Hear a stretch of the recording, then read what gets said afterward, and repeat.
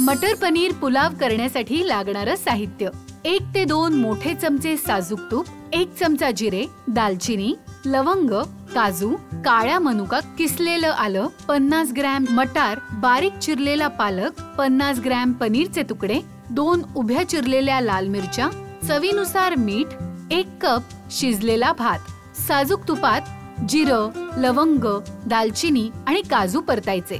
आता यात किसलेलं आलं, मटार, पालक, पनीर, लाल मिरच्या आणि काळ्या मनुका घालायच्या आणि हे मिश्रण एकत्रित परतायचं.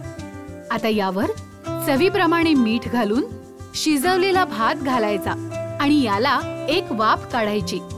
झाला आपला डब्बा स्पेशल मटार पनीर पुलाव तयार. आता मटार पनीर पुलाव करूयात. हा पुलाव मला स्वतःला प्रचंड आवडतो आणि मुलांना तर आवडतोच, प्रश्नच नाही. आता साजूक तूप घेते मी. यामध्ये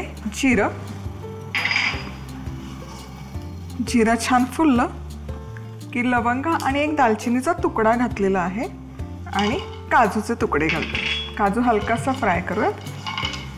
आता हे खडे मसाले नाही घातले ना तरी चालण्यासारखं आहे. काजू थोडे बाजूला करून यामध्ये किसलेलं आलं घालूयात. मटार हा फ्रोझन मटार आहे, ताजा मटार नाही आहे, त्यामुळे त्याला शिजवायची गरज नाही आहे. पालक, पनीर आणि 2 मिरच्या. आता या स्लिट केलेल्या मिरच्या आहेत, लाल मुद्दाम घेतल्या आहेत मी, जेणेकरून डब्यात भरताना त्या बाजूला सेपरेट करायला सोपं पडतं. आता हे पालक आणि हे सगळं एकत्र छान परतून घ्यायचं. आणि यात अगेन मी पुन्हा सांगते की मसाले तुम्हाला हवे असतील खूप सारे तर घाला तुम्ही, काहीच हरकत नाही.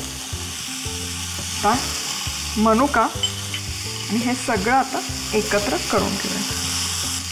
आता थोडंसं मीठ भाज्यांना चव यावी म्हणून आणि शिजवलेला पांढरा भात आहे.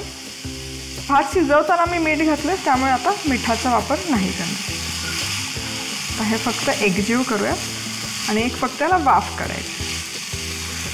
मस्त असा हा पुलाव परतून झालेला आहे. आता गॅस बंद करते आणि हा मटार पनीर पुलाव पण बनवून तयार आहे.